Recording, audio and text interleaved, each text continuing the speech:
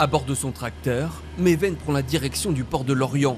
Objectif, bloquer l'entrée du dépôt pétrolier. À 23 ans, ce chauffeur agricole manifeste pour la première fois. Alors qu'il a un projet d'installation, il dénonce les contraintes administratives qui pèsent sur les jeunes agriculteurs.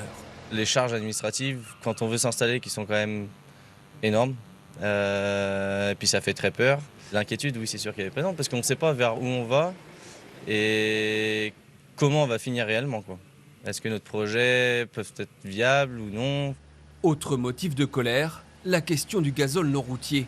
Jusqu'ici, les agriculteurs bénéficiaient en effet d'une fiscalité allégée sur l'achat de ce carburant, mais le gouvernement a acté une hausse de cette taxe d'un peu moins de 3 centimes par an jusqu'en 2030.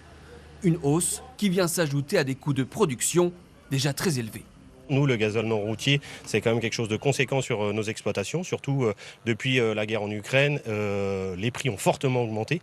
Donc rajouter une taxe supplémentaire sur déjà des prix de base très élevés, on n'est plus très compétitif. En soutien aux agriculteurs, des entreprises de travaux publics ont initié le blocage du site avec des revendications communes autour des hausses de l'énergie et du gazole non routier. Ils sont bien déterminés à rester tant qu'ils n'auront pas reçu de réponse concrète du gouvernement. On a pris 6 centimes au mois de janvier.